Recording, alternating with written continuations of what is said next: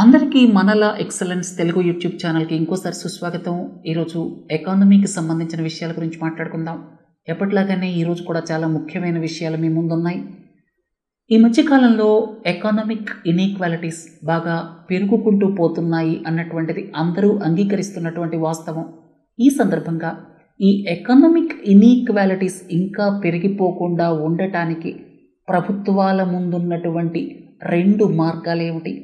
రెండవ ప్రశ్న, అసలు రీడిస్ట్రిబ్యూషన్ అంటే ఏమిటి? రీడిస్ట్రిబ్యూషన్ చేయటం అనేది ప్రస్తుతం మన దేశంలో ఎందుకు ఆచరణ యోగ్యం కాదు?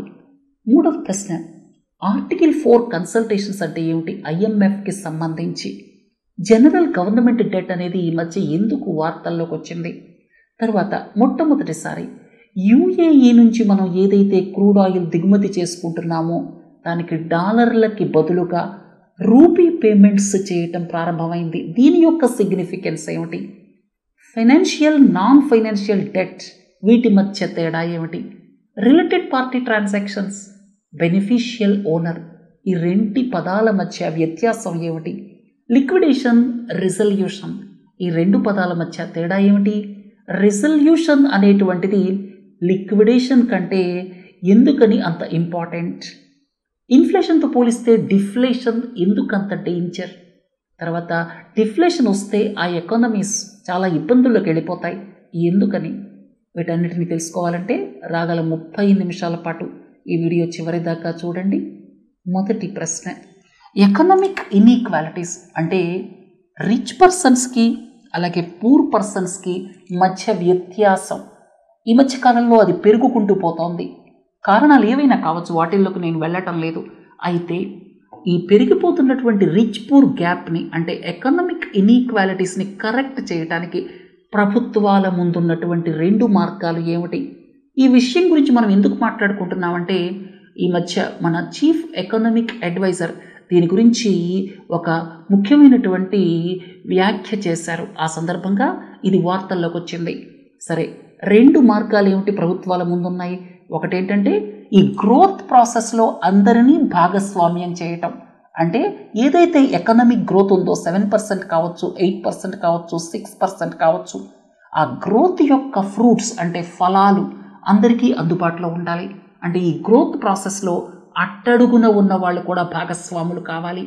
దానికి మొదటి మార్గం ఏంటంటే బేసిక్ ఎమ్యూనిటీస్కి యూనివర్సల్ యాక్సెస్ ఉండాలి. అంటే రైట్ ఎడ్యుకేషన్ కావచ్చు, గుడ్ క్వాలిటీ ఎడ్యుకేషన్ కావచ్చు, రిక్వైర్డ్ స్కిల్స్ కావచ్చు, హెల్త్ కేర్ కావచ్చు, శానిటేషన్ కావచ్చు, వాటర్ సప్లై కావచ్చు, హౌసింగ్ కావచ్చు, ఇలాంటి బేసిక్ ఎమ్యూనిటీస్ అన్నీ కూడా ప్రతి సిటిజన్కి అందుబాటులో ఉండాలి. అంతేకాకుండా ఈక్వాలిటీ ఆఫ్ ఆపర్చునిటీ, ఎవరికి ఇష్టమైనటువంటి ప్రొఫెషన్ని ప్రొఫెస్ చేయటం కోసం, అంటే ఇష్టం వచ్చినటువంటి ప్రొఫెషన్ని టేకప్ చేయటం కోసం, ఒకళ్ళు ఇంజనీర్ కావాలనుకోవచ్చు, ఒకళ్ళు డాక్టర్ కావాలనుకోవచ్చు, ఇంకొకళ్ళు చార్టర్డ్ అకౌంటెంట్ కావాలనుకోవచ్చు. అందరికీ ప్రతి సిటిజన్కి కూడా బేసిక్ ఎమ్యూనిటీస్ కల్పించడంతో పాటుగా ఈక్వాలిటీ ఆఫ్ ఆపర్చునిటీ కూడా ఉండాలి. అప్పుడేమవుతుందంటే ప్రతి సిటిజన్ కూడా ఈ యొక్క గ్రోత్ ఇంజన్లో భాగస్వామి అవుతారనమాట. అప్పుడేమవుతుంది, ఈ గ్రోత్ అనేటువంటిది ఈక్విటబుల్ గ్రోత్ అంటామన్నమాట. ప్రస్తుతం ఉన్నటువంటి ఇబ్బంది ఏమిటంటే ఈ బేసిక్ ఎమ్యూనిటీస్, ఎస్పెషల్లీ మీరు గుడ్ క్వాలిటీ ఎడ్యుకేషన్ చూస్తే అది కొద్ది మందికి మాత్రమే అందుబాటులో ఉంది. అందుకని ఈ క్వాలిటీ ఆఫ్ ఆపర్చునిటీ అనేటువంటిది ఇవాళ మనం పూర్తిగా సాధించలేకపోయాం. మనకంటే చాలా కమ్యూనిస్ట్ కంట్రీస్ ముందంజలో ఉన్నాయి. ఉదాహరణకి వియత్నాం తీసుకున్నారనుకోండి, చైనా తీసుకున్నారనుకోండి, అక్కడ ఈ యొక్క రైట్ క్వాలిటీ ఆఫ్ ఎడ్యుకేషన్ ఇవ్వటం వల్ల చాలామంది అక్కడ గ్రోత్ ప్రాసెస్లో భాగస్వాములయ్యారు. మన దేశానికి సంబంధించినంత వరకు ఇది అంతగా సక్సెస్ చేయలేకపోయాము అని చెప్పుకోవచ్చు. ఇక ప్రభుత్వాల ముందున్నటువంటి రెండవది, మీకు ఇంతకుముందే చెప్పాను కదా, రిచ్ పూర్ గ్యాప్ పెరుగుకుంటూ పోతోంది, ఎకనామిక్ ఇన్ఈక్వాలిటీస్ పెరుగుకుంటూ పోతున్నాయి. ఈ సందర్భంగా ప్రభుత్వాల ముందున్నటువంటి రెండు మార్గాలు ఏమిటంటే మొదటిది మీకు ఎక్స్ప్లెయిన్ చేశాను, రెండోది ఏంటంటే రీడిస్ట్రిబ్యూషన్ అనమాట. అంటే ధనికుల మీద ట్యాక్స్ వేసి పేదవాళ్ళకి ట్రాన్స్ఫర్ చేయటం. తర్వాత దీన్ని రీడిస్ట్రిబ్యూషన్ అంటాం. మొదటిది ఎలాగూ సక్సెస్ అవ్వలేదు కాబట్టి రెండో దాని మీద ఫోకస్ చేయాలని కొంతమంది ఎకనమిస్ట్ అంటున్నారు. అయితే ఇదంత తేలికైన పని కాదు. ఈ రెండవ ప్రశ్నకి సమాధానం చూడండి. ప్రస్తుతం ఉన్నటువంటి పరిస్థితుల్లో మన దేశంలో రీడిస్ట్రిబ్యూషన్ అనేటువంటిది ఎందుకని ఆమోదయోగ్యం కాదు? మన చీఫ్ ఎకనామిక్ అడ్వైజర్ కూడా ఈ మాటను చెప్పారు. రీడిస్ట్రిబ్యూషన్ అంటే ఏమిటంటే ట్యాక్స్ టు జీడిపి రేషియో పెంచాలి. ప్రస్తుతం 17 to 18% ఆఫ్ జీడిపి ఉంది. అంటే కేంద్రం రాష్ట్రాలు కలిపి, కేంద్రం విషయానికి వస్తే 11-12% ఉంది జీడిపిలో, రాష్ట్రాల విషయానికి వస్తే ఇంకొక 6%, మొత్తం కలిపితే దాదాపు 17-18% ఉందన్నమాట. ఈ 17-18% 25-30% దాకా పెంచాలన్నమాట.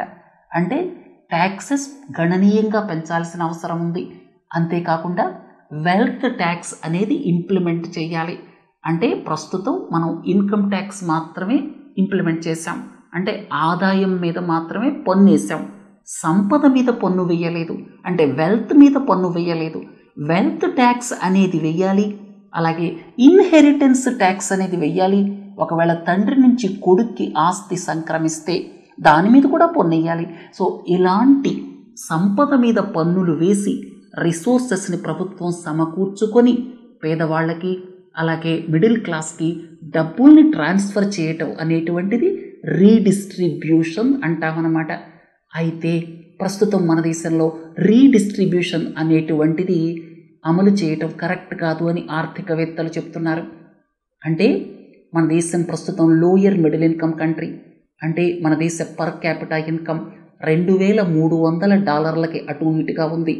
లోవర్ మిడిల్ ఇన్కమ్ కంట్రీ అంటే మన వరల్డ్ బ్యాంక్ ఇచ్చినటువంటి బైఫర్కేషన్ ప్రకారం లోవర్ మిడిల్ ఇన్కమ్ కంట్రీ దాదాపు $1,000 నుంచి $4,000 దాకా పర్ క్యాపిటా ఇన్కమ్ ఉంటే అది లోవర్ మిడిల్ ఇన్కమ్ అవుతుంది. 4,000 నుంచి 13,000 మధ్యలో ఉంటే రఫ్ ఫిగర్స్ చెప్తున్నాను నేను, అది హయ్యర్ మిడిల్ ఇన్కమ్ కంట్రీ అవుతుంది. తర్వాత 13,000 దాటితే అది హై ఇన్కమ్ కంట్రీ అవుతుందన్నమాట. మన దేశం ఇంకా లోవర్ మిడిల్ ఇన్కంలోనే ఉంది.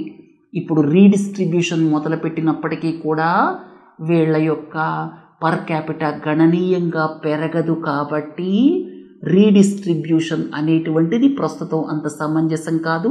ఎందుకంటే అదే ఒకవేళ 8,000 9,000 పర్ క్యాపిటా ఇన్కమ్ ఉంటే అప్పుడు రీడిస్ట్రిబ్యూషన్ అమలు చేస్తే డీసెంట్ లివింగ్ ఇవ్వటానికి ఉపయోగపడుతుంది. కానీ $2,300 అంటే చాలా తక్కువ. ఎంత రీడిస్ట్రిబ్యూషన్ చేసినప్పటికీ కూడా మన దేశంలో జనాభా చాలా ఎక్కువ కాబట్టి వీళ్ళందరికీ డీసెంట్ లివింగ్ ఇవ్వటం చాలా కష్టం. కాబట్టి మన రీడిస్ట్రిబ్యూషన్ అనేటువంటిది సమంజసం కాదు. ఇప్పటిదాకా మనం చేయలేకపోయినప్పటికీ కూడా మాసెస్కి ఈక్వాలిటీ ఆఫ్ ఆపర్చునిటీ అలాగే universal access to basic amenities ఇదే సరైనటువంటి మార్గం అని ఆర్థికవేత్తలు చెప్తున్నారనమాట. మీకు అర్థమైంది కదా? ఎకనామిక్ ఇన్ఈక్వాలిటీస్ పెరుగుతున్నటువంటి ఈ నేపథ్యంలో ప్రజలు అంటే రిచ్ పూర్ గ్యాప్ తగ్గించటం కోసం, అంటే ధనిక పేద తారతమ్యాలని తగ్గించటం కోసం ప్రభుత్వం ముందున్నటువంటి 2 మార్గాల్లో ఒకటేమో universal access to basic services, అలాగే ఈక్వాలిటీ ఆఫ్ ఆపర్చునిటీ ఇవ్వటం. ఇది అంతగా మనం సక్సెస్ చేయలేకపోయాం. రెండోది ఆర్థికవేత్తలు చెప్పేది ఏంటంటే రీడిస్ట్రిబ్యూషన్. బట్ రీడిస్ట్రిబ్యూషన్ కూడా మన దేశంలో ప్రస్తుతం అమలు చేయటం అంతగా సాధ్యమయ్యే పని కాదు. అందుకని ఇప్పటికైనా సరే మన దేశం ఆర్థిక ప్రగతిలో ప్రతి ఒక్కళ్ళని భాగస్వాముల్ని చేయాలి. బేసిక్ సర్వీసెస్ అందరికీ ఇవ్వాలి. ఈక్వాలిటీ ఆఫ్ ఆపర్చునిటీ అందరికీ ఇస్తే వాళ్ళకై వాళ్ళు గ్రో అవుతారు అనేటువంటిది ప్రెడామినెంట్గా ఉన్నటువంటి అభిప్రాయం అన్నమాట. సరే, ఈ డిస్కషన్ని ఇంతటితో ఆపేసి ఆర్టికల్ 4 కన్సల్టేషన్స్ అంటే ఏమిటి? ఇంటర్నేషనల్ మానిటరీ ఫండ్ వాళ్ళకు ఉన్నటువంటి నిబంధనల ప్రకారం దాదాపు ప్రతి సంవత్సరం ప్రతి దేశానికి స్టాఫ్ని పంపుతారు. వాళ్ళు అక్కడున్నటువంటి ఎకానమీకి సంబంధించినటువంటి డీటెయిల్స్ అన్నీ కలెక్ట్ చేసి అక్కడ ఎగ్జిక్యూటివ్ బోర్డుకి అప్పచెప్తారు. IMF ఎగ్జిక్యూటివ్ బోర్డుకి. ఎగ్జిక్యూటివ్ బోర్డులో డిస్కషన్స్ జరుగుతాయన్నమాట. ఆ సందర్భంగా వాళ్ళు వెలువరించేటువంటి నివేదిక ఏదైతే ఉంటుందో దానిని ఆర్టికల్ 4 కన్సల్టేషన్స్ రిపోర్ట్ అంటారు. మనం దీని గురించి ఈ మధ్య ఎందుకు మాట్లాడుకుంటున్నామంటే ఈ మధ్య వాళ్ళు ఇచ్చినటువంటి ఆర్టికల్ 4 కన్సల్టేషన్స్ రిపోర్ట్లో జనరల్ గవర్నమెంట్ డెట్ ఎక్కువగా ఉంది అని చెప్పడంతో పాటు వరస్ట్ కేసు సినారియోలో ఇది 2027-28 కల్లా 100% అంటే జీడిపితో కొలుస్తారన్నమాట. 100%కి వెళ్ళే అవకాశం ఉంది. బెస్ట్ సినారియోలో 70% లోపలికి వెళుతుంది. ప్రస్తుతం అది 81% ఉంది అని చెప్పి IMF వాళ్ళు చెప్పడం జరిగింది. వరస్ట్ కేస్ సినారియోలో 100% దాటుతుంది అని చెప్పడంతో చాలామంది ఎకనామిస్ట్ దీని గురించి కన్సర్న్ రైజ్ చేశారు. దాంతో ప్రభుత్వం ఎక్స్ప్లెనేషన్ ఇచ్చింది. ఈ సందర్భంగా జనరల్ గవర్నమెంట్ డెట్ వార్తల్లోకి వచ్చింది.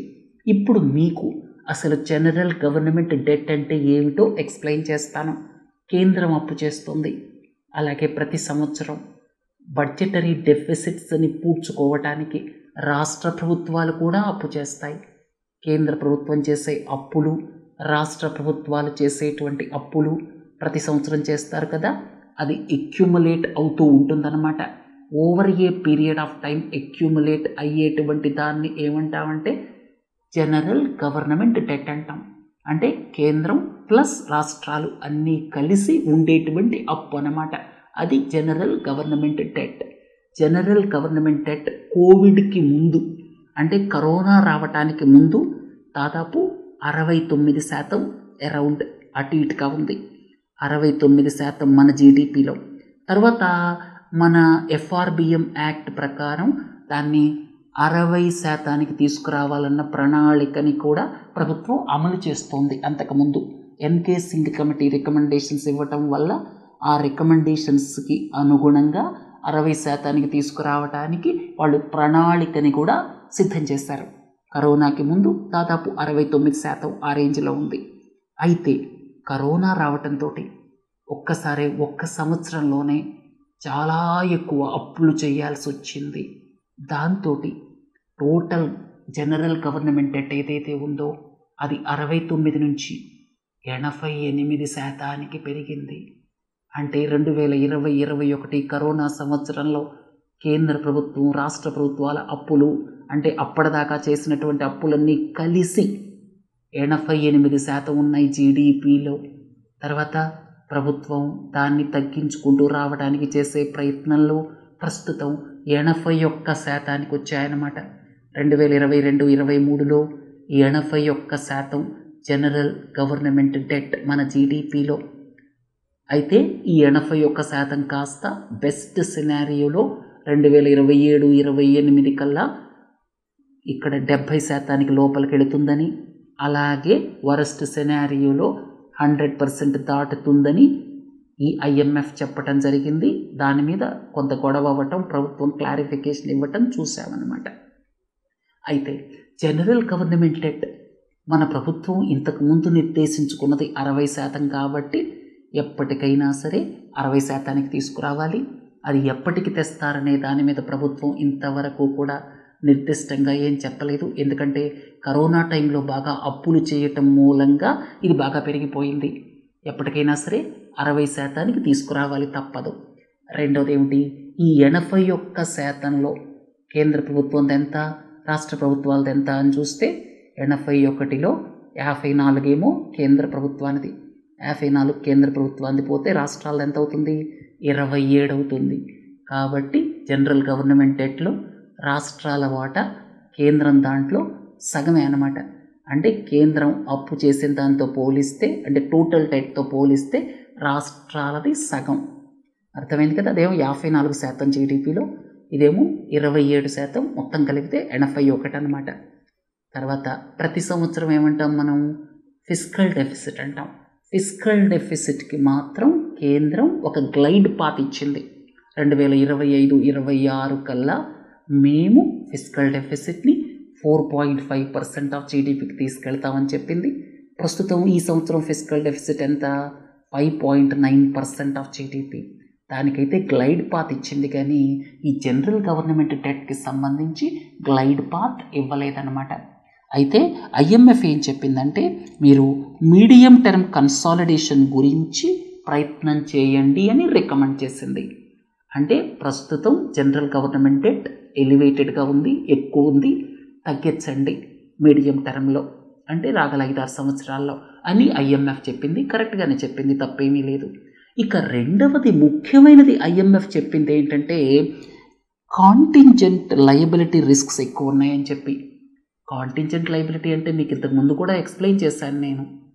చూడండి, కేంద్ర ప్రభుత్వం ఏం చేస్తుంది, రకరకాల ఆర్గనైజేషన్స్కి గ్యారంటీలు ఇస్తూ ఉంటుంది.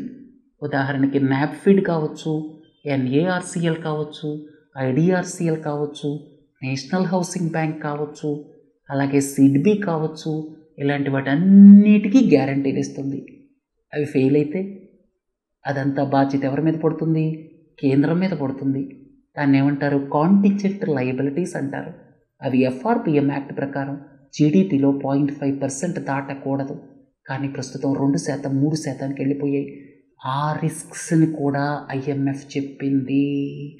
ఇది ఇంకొక ముఖ్యమైన పాయింట్. జనరల్ గవర్నమెంట్ డెట్ని తగ్గించడమే కాకుండా మీరు కాంటింజెంట్ లయబిలిటీ రిస్క్ని కూడా తగ్గించండి. 2 ముఖ్యమైన పాయింట్స్ చెప్పింది, సరిగానే చెప్పింది. ప్రభుత్వం తప్పకుండా ఈ రికమెండేషన్స్ ఏవైతే ఉన్నాయో వాటిని పాటిస్తుంది అని ఆశిద్దాం. ఇంకొక ముఖ్యమైన వార్త, ఇప్పటిదాకా నేను చెప్పినవన్నీ కూడా ఈ మధ్య వార్తల్లో వచ్చినటువంటివే. గత వారం రోజుల్లో చీఫ్ ఎకనామిక్ అడ్వైజర్ చేసిన స్టేట్మెంట్స్ని బేస్ చేసుకొని మొదటి 2 ప్రశ్నలు అడిగాను.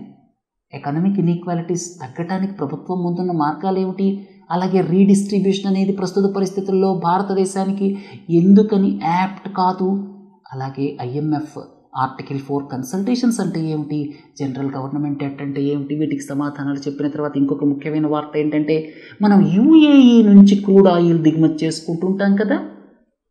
ఇప్పుడు వాళ్ళు రూపాయలలో పేమెంట్స్ని మేము అంగీకరిస్తాము అని చెప్పారు. రూపీ పేమెంట్స్ అంగీకరించడం అంటే మన దేశానికి చాలా బెనిఫిట్.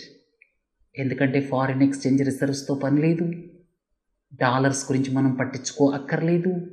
తర్వాత ఇతరిత్ర ఎవరి మీదైనా శాంక్షన్స్ వేస్తే కూడా మనకి ఏ విధమైన ఇబ్బంది లేదు. డాలర్ అనేటువంటిది పిక్చర్లోకి రాదు కాబట్టి మనం చాలా సేఫ్ సైడ్ ఉంటాం. సో చాలా అడ్వాంటేజెస్ ఉన్నాయి. తర్వాత రూపాయి ఇంటర్నేషనలైజేషన్ ఆఫ్ కరెన్సీ వైపు మార్గం సుగమం అవుతూ పోతుంది. ఇంటర్నేషనలైజేషన్ ఆఫ్ కరెన్సీ అంటే చాలా దూరం, ఇప్పుడప్పుడే సాధ్యం కాదు, కానీ ఒక్కొక్క మెట్టు ఎక్కుకుంటూ పోతామన్నమాట. అర్థమైంది కదా. ఈ రూపీ పేమెంట్స్ అనేటువంటివి యాక్సెప్ట్ చేయటం ఒక పెద్ద డెవలప్మెంట్. సో 18 దేశాలతో రూపీ పేమెంట్స్ గురించి రిజర్వ్ బ్యాంక్ ఆఫ్ ఇండియా 3-4 నెలల క్రితం పర్మిషన్ ఇచ్చింది.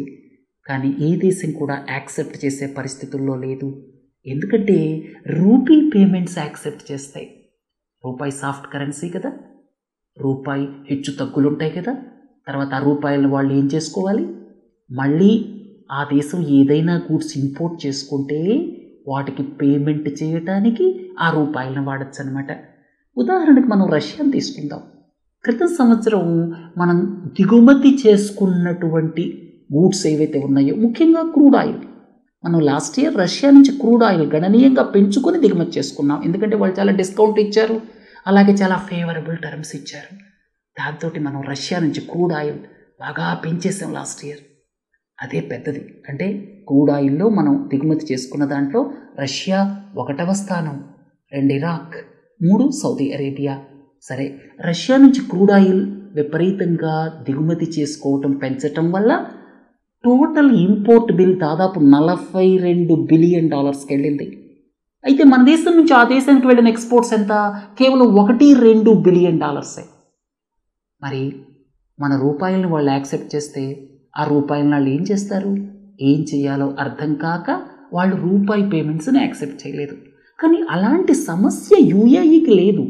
ఎందుకంటే ఇక్కడ 2 ముఖ్యమైన విషయాలు ఉన్నాయి. మనం క్రూడ్ ఆయిల్ని UAE నుంచి దిగుమతి చేసుకుంటున్నాం, అట్ ద సేమ్ టైం మనం కూడా చాలా ప్రోడక్ట్స్ని UAE అంటే దుబాయ్ అనమాట, మనం అక్కడికి ఎక్స్పోర్ట్ చేస్తున్నాం. కాబట్టి మనం పే చేసేటువంటి రూపాయలు ఏవైతే ఉన్నాయో వాళ్ళు మనకి మళ్ళీ రీపేమెంట్ చేయొచ్చు, వాళ్ళు దిగుమతి చేసుకునే వాటికి. అంతేకాకుండా ఫారిన్ డైరెక్ట్ ఇన్వెస్ట్మెంట్ విషయానికి వస్తే మీ అందరికీ తెలుసు, మన దేశానికి వచ్చే ఫారిన్ డైరెక్ట్ ఇన్వెస్ట్మెంట్ ఎక్కువ సింగపూర్ నుంచి వస్తుంది, రెండోది మారిషస్, మూడోది అమెరికా, ఇక ముఖ్యమైనటువంటి దేశాల్లో ఫారిన్ డైరెక్ట్ ఇన్వెస్ట్మెంట్ వచ్చేటువంటి దేశాల్లో ఒక ప్రముఖమైన పాత్ర యుఏఈది కూడా. చాలా ఇన్వెస్ట్మెంట్స్ వస్తూ ఉంటాయి అక్కడి నుంచి కూడా. సో ఆ ఇన్వెస్ట్మెంట్స్కి వాడచ్చు, వాళ్ళు దిగుమతి చేసుకునేటువంటి గూడ్స్కి పేమెంట్స్కి వాడచ్చు. కాబట్టి వాళ్ళు రూపీ పేమెంట్స్ని యాక్సెప్ట్ చేస్తున్నారు. అన్ని దేశాలకి అది సాధ్యం కాదు. మనకున్న అడ్వాంటేజ్ ఏంటంటే డాలర్ మీద డిపెండెన్స్ తగ్గిపోతుంది. తర్వాత ఈ డాలర్ రూపాయి మారకం విలువ పెరుగుతుందా తరుగుతుందా అని మనం ఆలోచించక్కర్లేదు. మనకి ఏదైతే ఫారిన్ ఎక్స్చేంజ్ రిజర్వ్స్ ఉన్నాయో వాటి మీద అంత ప్రెషర్ ఉండదు.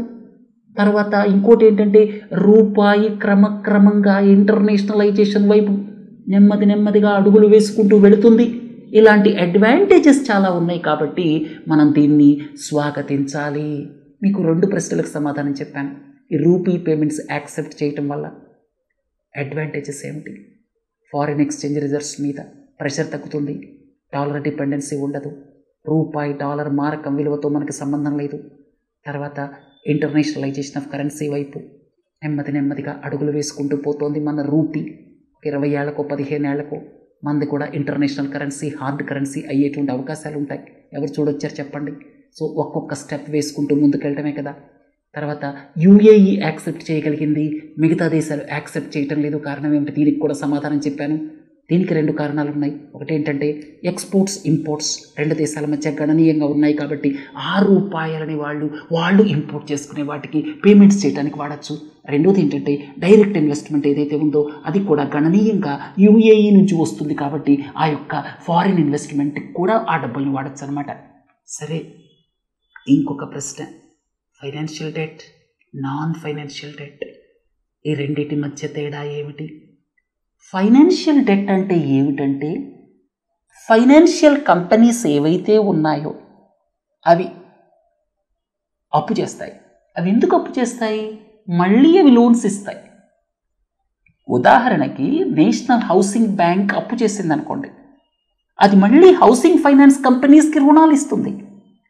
సిడ్బీ అప్పు చేసింది అనుకోండి, బ్యాంకులకు రుణాలు ఇచ్చి మీరు మైక్రో ఎంటర్ప్రైజెస్కి మీరు లోన్స్ ఇవ్వండి అని చెప్తుంది. ఈ నాప్ఫెడ్ ఉందనుకోండి, అది అప్పు చేస్తే అది కూడా కొలాప్స్ అయిన బ్యాంక్స్కి కానీ లేకపోతే ఇంకేతరితర అవసరాలకు కానీ మళ్ళీ రుణాలు ఇస్తుంది.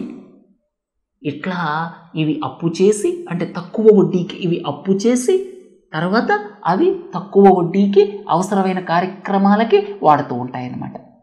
దీన్ని ఏమంటామంటే ఫైనాన్షియల్ డెట్ అంటామన్నమాట. సో వాళ్ళు అప్పు చేసిన తరువాత వాళ్ళు మళ్ళీ ప్రాజెక్ట్స్కి కానీ ఆర్గనైజేషన్స్కి కానీ కంపెనీస్కి కానీ లోన్స్ ఇస్తారు. దీన్ని ఫైనాన్షియల్ డెట్ అంటాం. ఇక కొన్ని కంపెనీస్ ఉంటాయి, ఎల్ఎన్టీ ఉందనుకోండి, రిలయన్స్ ఇండస్ట్రీస్ ఉందనుకోండి, జిఎంఆర్ ఉందనుకోండి, అవన్నీ ఎందుకు అప్పు చేస్తాయి? వాటి అవసరాల కోసం అప్పు చేస్తాయి. రిలయన్స్ ఇండస్ట్రీస్ ఎక్స్పాండ్ చేయాలనుకోండి, అది మార్కెట్ నుంచి అప్పు చేస్తోంది. సో ఇదంతా నాన్ ఫైనాన్షియల్ డెట్. అలాగే హ్యూమన్ బీయింగ్స్, నార్మల్ సిటిజన్స్ కూడా అప్పు చేస్తారు. అప్పు చేసి వాళ్ళు ఇల్లు కొనుక్కోవడము ఇంకోటి కొనుక్కోవడమో చేస్తారు. సో ఇదంతా కూడా నాన్ ఫైనాన్షియల్ డెట్ కిందకు వస్తుంది. కాబట్టి సెంట్రల్ గవర్నమెంట్ చేసే అప్పు, స్టేట్ గవర్నమెంట్ చేసే అప్పు, బిజినెసెస్ చేసే అప్పులు, సిటిజన్స్ చేసే అప్పులు, ఇవన్నీ కూడా నాన్ ఫైనాన్షియల్ డెట్ కిందకు వస్తాయి. ఇప్పుడు financial debt, non financial debt ఈ 2 సెపరేట్గా చూస్తారనమాట. తర్వాత ఒక్కొక్క దాని సిగ్నిఫికెన్స్ వేరుగా ఉంటుందన్నమాట. తర్వాత రిలేటెడ్ పార్టీ ట్రాన్సాక్షన్స్ అంటే ఏమిటి? చాలాసార్లు ఏంటంటే ఒక కంపెనీ నాన్నగారు పెడతారు, ఇంకొక కంపెనీ కొడుకుది, ఇంకొక కంపెనీ కూతురుది, ఇంకొక కంపెనీ అల్లుడిది. ఇప్పుడు తండ్రి కంపెనీ కొడుకు కంపెనీ నుంచి ఏదైనా కొన్నదనుకోండి, ఇప్పుడు సస్పెషన్ ఉంటుంది. వీళ్ళు ఎక్కువ రేటు పెట్టి కొన్నారా, తక్కువ రేటు పెట్టి కొన్నారా, వాళ్ళు ఏమైనా ఇన్కమ్ ట్యాక్స్లు తప్పించుకోవడానికి కొన్నారా, లేకపోతే ట్యాక్స్ బర్డెన్ ఇంకా ఏదైనా తగ్గించుకోవడానికి కొన్నారా? ఇలాంటి సస్పెషన్ ఎప్పుడూ ఉంటూనే ఉంటుంది. రిలేటెడ్ పార్టీ ట్రాన్సాక్షన్స్ అంటే ఏమిటంటే ఇలాంటి ట్రాన్సాక్షన్స్ని రిలేటెడ్ పార్టీ ట్రాన్సాక్షన్స్ అంటాం. అంటే సిస్టర్ కన్సర్న్ కావచ్చు. దీనికి ఒక డెఫినేషన్ కూడా ఉంది కంపెనీస్ యాక్ట్లో, మనం అంత డీటెయిల్స్కి వెళ్ళక్కర్లేదు. రిలేటెడ్ పార్టీ ట్రాన్సాక్షన్స్ అంటే ఏమిటంటే ఈ పర్చేసెస్ కానీ సేల్స్ కానీ లేకపోతే ఫైనాన్షియల్ డీలింగ్స్ కానీ ఇలాంటి కంపెనీస్ మధ్య జరిగితే రిలేటెడ్ పార్టీ ట్రాన్సాక్షన్స్ అంటాం. ఎప్పుడైనా సరే రిలేటెడ్ పార్టీ ట్రాన్సాక్షన్స్ జరిగినప్పుడు ఆర్మ్స్ లెంగ్త్ ప్రిన్సిపల్ ఫాలో అవ్వాలి. ఆర్మ్స్ లెంగ్త్ ప్రిన్సిపల్ అంటే ఏమిటంటే, ఒకవేళ ఎక్స్ అనే కంపెనీ ఏదైతే తండ్రి కంపెనీయో బయట వాడి నుంచి ఎంతకైతే కొంటాడో కొడుకు కంపెనీ దగ్గర కూడా అంతకే కొనాలి. దాన్ని ఆర్మ్స్ లెంగ్త్ ప్రిన్సిపల్ అంటామన్నమాట. బెనిఫిషియల్ ఓనర్ అనే పదం కూడా తరచుకు వార్తల్లోకి వస్తూ ఉంటుంది. బెనిఫిషియల్ ఓనర్ అంటే ఏమిటంటే, కొన్నిసార్లు ట్రస్ట్స్ ఉంటాయి, కొన్నిసార్లు షెల్ కంపెనీస్ ఉంటాయి. ఇలాంటి వాటికి సంబంధించి అసలు బెనిఫిట్ ఎవరికి వెళుతుంది? ఉదాహరణకి మీకు చెప్తాను. ముఖేష్ అంబానీ, ఈయన ప్రపంచంలో వన్ ఆఫ్ ద రిచెస్ట్. ఈయనకు ఉన్నటువంటి ప్రాపర్టీస్, సపోజ్ దుబాయ్లో ఒక ఇల్లు కొంటారు, లేకపోతే ఇంకేదైనా సరే లండన్లో ఒక ప్రైమ్ ప్రాపర్టీ కొంటారు. ఆయన పేరు మీద ఉండొచ్చు, ఉండకపోవచ్చు. ఏదైనా ఒక ట్రస్ట్ పేరు మీద ఉండొచ్చు. ఆ ట్రస్ట్కి సంబంధించినటువంటి బెనిఫిట్స్ ఏవైతే ఉన్నాయో అవి ముఖేష్ అంబానీ గారికి వెళతాయి. సో బెనిఫిషియల్ ఓనర్ అనేటువంటి పదం ఈ కాంటెక్స్ట్లో వాడతాం. ట్రస్ట్స్ ఏర్పాటు చేసి కొన్ని ఆస్తుల్ని ట్రస్ట్కి అంకితం చేసినప్పటికీ కూడా ఎవరు బెనిఫిట్ పొందుతున్నారు అనేటువంటి దాన్ని దృష్టిలో పెట్టుకొని మనం బెనిఫిషియల్ ఓనర్ అంటాం. నేను ఒక చిన్న ఎగ్జాంపులే చెప్పాను. ట్రస్ట్స్కి సంబంధించి రకరకాలుగా చాలా మార్గాలు ఉన్నాయి. ఫారిన్ ల్యాండ్కి మీరు వెళ్ళి పనామా లాంటి చోటుకి వెళ్ళారనుకోండి, అక్కడ షెల్ కంపెనీస్ ఉంటాయి. అసలు ఆ డైరెక్టర్స్ ఎవరో తెలియదు, అసలు దాని వెనుక ఎవరున్నారో తెలియదు. వాటికి సంబంధించి బెనిఫిట్స్ ఎవరికి వెళతాయి అనే దాన్ని చూస్తే అది ఎవరైతే ఇంట్రెస్ట్తో ఆ షెల్ కంపెనీని ఎస్టాబ్లిష్ చేసుకున్నారో దాంట్లో వాళ్ళు డైరెక్టర్లుగా ఉండకపోవచ్చు, కానీ దాని బెనిఫిట్స్ వాళ్ళకి వెళ్తాయన్నమాట.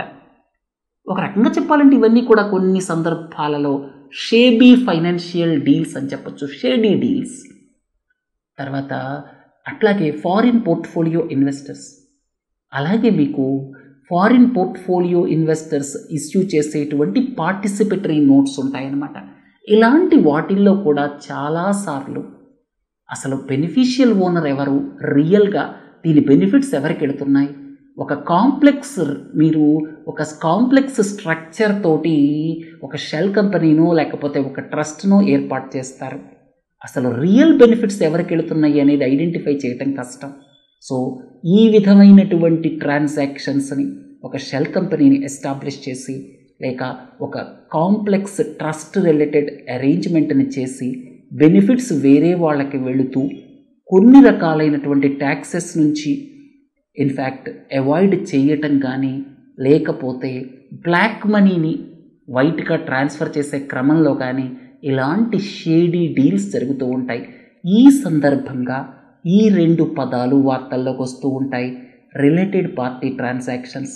ఈ పదం ఎందుకని వార్తల్లోకి వచ్చిందంటే 25% పబ్లిక్ షేర్ హోల్డింగ్ ఉండాలి అన్నటువంటి నిబంధన ప్రకారం ఫారిన్లో ఉన్నటువంటి ఫారిన్ పోర్ట్ఫోలియో ఇన్వెస్టర్స్ ఎవరైతే అదానీ గ్రూప్ కంపెనీస్లో ఇన్వెస్ట్ చేస్తున్నారో దాని వెనుకాల ఉన్నది అదానీ గారికి సంబంధించిన రిలేటివ్స్ అని చెప్పి వార్తలు వచ్చాయన్నమాట. అదానీ హిండెన్బర్గ్ ఎపిసోడ్ ప్రకారం అది ఎంత నిజమో అబద్ధమో మనకు తెలియదు, కానీ వచ్చినటువంటి వార్త మాత్రం అది. సో వీటిని రిలేటెడ్ పార్టీ ట్రాన్సాక్షన్స్ అంటాం. తర్వాత ఈ షెల్ కంపెనీస్ కానీ కాంప్లెక్స్ ట్రస్ట్స్ కానీ వాటికి బెనిఫిట్స్ ఎవరికైతే వెళతాయో బెనిఫిషియల్ ఓనర్ అంటాం. తర్వాత ఈ రెండు పదాలు కూడా చాలాసార్లు వాళ్ళకున్నటువంటి ఆస్తిని లేకపోతే మనీ లాండరింగ్ క్రమంలో కానీ, అంటే బ్లాక్ మనీని వైట్గా కన్వర్ట్ చేసే క్రమంలో కానీ, లేకపోతే ఎక్సెస్ మనీని తెలియకుండా దాచుకోవటానికి కానీ ఇలా పెద్ద రిచ్ పర్సన్స్ వాడుతూ ఉన్నారనేది వాస్తవం. తర్వాత లిక్విడేషన్ రెజల్యూషన్ మధ్య తేడా ఏమిటి? లిక్విడేషన్ అంటే ఈ యొక్క స్టీల్ కంపెనీ పనిచేయటం మానేసింది అనుకోండి, నష్టాల్లోకి కూరుకుపోయింది, మూతపడింది. యాజ్ ఇట్ ఈస్గా దాన్ని అమ్మేయటం అనమాట. దాన్ని లిక్విడేషన్ అంటాం. అమ్మేస్తే ఎంత డబ్బులు వస్తే అంత అందులో ఉన్న స్టేక్ హోల్డర్స్ పంచుకుంటారు. ఇలా అమ్మేయటం వల్ల దేశానికి చాలా నష్టం జరుగుతుంది. ఎందుకంటే ఇంతకుముందు ఈ స్టీల్ కంపెనీలో 100 మందో 1000 మందో పనిచేసి ఉండొచ్చు, వాళ్ళ ఉద్యోగాలన్నీ పోతాయి. దీని వాల్యూ అంతా చాలా లో లెవెల్కి వచ్చేస్తుంది. ఏముంటుంది చెప్పండి అక్కడ? సెకండ్ హ్యాండ్ మెషిన్స్, తుప్పు పట్టిన మెషిన్స్ అమ్మితే ఏమొస్తుంది? అందుకని లిక్విడేషన్ వల్ల దేశానికి ప్రయోజనం జరగదు. ఆ కంపెనీస్ యొక్క వాల్యూ ఇన్సిగ్నిఫికెంట్ లెవెల్స్కి వెళ్ళిపోతుంది. అందుకే ఇన్సాల్వెన్సీ అండ్ బ్యాంక్రప్ట్సీ కోడ్ ప్రకారం ఎక్కువ కంపెనీలు ఏవైతే రిజల్యూషన్కి వెళతాయో అక్కడ లిక్విడేషన్ బదులుగా రిజల్యూషన్ మాత్రమే జరగాలి. అంటే రిజల్యూషన్ కోసం ట్రై చేయమని ఉందన్నమాట. అయితే ఇన్సాల్వెన్సీ అండ్ బ్యాంక్రప్ట్సీ కోడ్ ప్రకారం నేషనల్ కంపెనీ లా ట్రిబ్యునల్కి వెళ్ళినటువంటి కంపెనీల్లో ఎక్కువ కంపెనీలు లిక్విడేషన్ వైపు వెళుతున్నాయి. అంటే జస్ట్ అమ్మబడుతున్నాయి. అప్పుడు ఎకనామిక్ వాల్యూ రెస్టోర్ అవ్వడానికి ప్రయత్నం ఏం జరగదు. ఆ వాల్యూ ఏదైతే రియలైజ్ అవుతుందో అది చాలా తక్కువ ఉంటుంది. దేశానికి నష్టం, స్టేక్ హోల్డర్స్కి నష్టం, ఉద్యోగాలు పోతాయి. అందుకే రిజల్యూషన్కి ట్రై చేయమని చెప్పి ఇన్సాల్వెన్సీ అండ్ బ్యాంక్రప్ట్సీ కోడ్ చెప్తోంది. రిజల్యూషన్ అంటే ఏమిటంటే మళ్ళీ కంపెనీని నడిచేటట్లు చేయటం. అవసరమైతే ఇంకా కొన్ని రిసోర్సెస్ తీసుకొచ్చి మళ్ళీ కంపెనీని నడిచేటట్లు చేయటం. ఇది కొంచెం కష్టమైన పనే. ఇలా చేయటం వల్ల అందరూ లాభపడతారు. ఉద్యోగాలు రెస్టోర్ అవుతాయి. స్టేక్ హోల్డర్స్, బ్యాంకులు కానీ ఇతరితర ఆర్థిక సంస్థలు ఎవరైతే ఈ కంపెనీకి లోన్స్ ఇచ్చారో వాళ్ళందరూ మళ్ళీ రికవరీ చేసుకోవడానికి అవకాశం ఉంటుంది. దేశానికి బెనిఫిట్ అవుతుంది. ఎందుకంటే ఎంతో కొంత ప్రొడక్షన్ వస్తుంది కాబట్టి. చివరి ప్రశ్న, డిఫ్లేషన్ అనేది ఎందుకు డేంజరస్ ఇన్ఫ్లేషన్తో పోలిస్తే? గత సంవత్సర కాలంగా చాలామంది బంగారం కొన్నారు. ఎందుకు కొన్నారు? రాగల కొన్ని నెలల్లో బంగారం ధర పెరుగుతుంది అని ఎక్స్పెక్ట్ చేసి కొన్నారు. అంటే ఇన్ఫ్లేషన్ రాబోయే కాలంలో వస్తుంది అన్నటువంటి ఆలోచన ఉన్నప్పుడు ఎకనామిక్ యాక్టివిటీ బాగానే ఉంటుంది. కానీ మీకు ఒక ఉదాహరణ చెప్తాను. ఈ సంవత్సరం ఈ ఇంటి ఖరీదు 10 లక్షలు. రాబోయే కాలంలో డిఫ్లేషన్ రాబోతోంది అన్నటువంటిది స్ప్రెడ్ అయ్యిందనుకోండి. వచ్చే సంవత్సరం కల్లా 10% డిఫ్లేషన్ వస్తుంది అన్న విషయం స్ప్రెడ్ అయితే వచ్చే సంవత్సరానికి ఏం జరుగుతుంది? ఈ ఇంటి ధర ఇప్పుడు 10 లక్షలు ఉన్నది కాస్త వచ్చే సంవత్సరం ఏమవుతుంది? 9 లక్షలు అయిపోతుంది. ఎవరైనా కొంటారా ఈ ఇల్లు ఇప్పుడు అమ్మాలంటే? ఎవ్వరూ ముందుకు రారు. అంటే ఈ యొక్క పర్చేసెస్ అవన్నీ పోస్ట్ పోన్ చేసుకుంటారు. అసలు ఎకనామిక్ యాక్టివిటీ ఏమీ ఉండదు. డిఫ్లేషన్ అనేటువంటి పదం వస్తే రాబోయే కాలంలో రేట్లు తగ్గబోతున్నాయి. వచ్చే సంవత్సరం కల్లా ఈ ఇల్లు రేట్లు తగ్గుతాయి, బంగారం రేట్లు తగ్గుతాయి, అన్నిటి ధరలు తగ్గుతాయి అన్నటువంటి విషయం స్ప్రెడ్ అయిందనుకోండి, ఎవ్వరూ ఏమీ కొనరు. ఎకనామిక్ యాక్టివిటీ అంతా స్తంభించిపోతుంది. అందుకే డిఫ్లేషన్ అనేది ఇన్ఫ్లేషన్తో పోలిస్తే చాలా డేంజరస్ అన్నమాట.